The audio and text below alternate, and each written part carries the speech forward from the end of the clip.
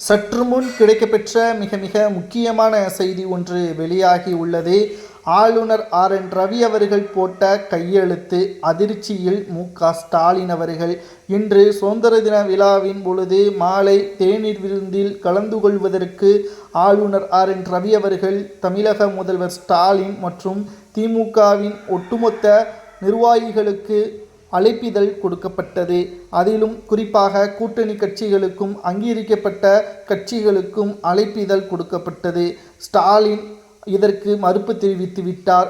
ஆளுநர் போட்ட கையெழுத்து கடிதத்தை நிராகரித்து விட்டார் என்றும், ஸ்டாலின் அவர்கள் கடந்த 4 முறை இது போன்ற செயல்களில் ஈடுபட்டுள்ளார் என்றும், இது மிக மோசமான முறை என்றும் பல்வேறு குற்றச்சாட்டுகள் ஸ்டாலினுக்கு எதிராக முன்வைக்கப்பட்டு வருகிறது. 2026 சட்டசபை தேர்தல் என்பது தமிழக மக்களின் நலனுக்காக அமைய வேண்டும் என்று திடீரென்று ஆளுநர் ரவி அவர்கள் தெரிவித்திருப்பது சர்ச்சையே மேலும் அதிகரித்துள்ளது. ஏனென்றால் தமிழகத்தில் சட்ட ஒழுங்கு மிக மிக மோசமாக இருக்கிறது. திராவிட முன்னேற்ற கழகத்தின் ஆட்சி அமைந்த பிறகு சொன்ன வாக்குறுதிகள் நிறைவேற்றவில்லை என்றும், தேநீர் விருந்தில் பல ஊழல்கள் நடைபெறுவதாக ஸ்டாலின் அவர்கள் தெரிவித்துதான் இந்த தேநீர் விருந்தில் கலந்து கொள்ளாமல் புறக்கணிக்கிறார். ஆனால் திமுகவின் ஆட்சியில் பல ஆயிரம் கோடி ஊழல் நடைபெறுகிறது. அதை மக்கள்தான் கேட்க வேண்டும் என்பதற்கேற்ப ஆளுநர் மறைமுகமாக பேசியுள்ளார்.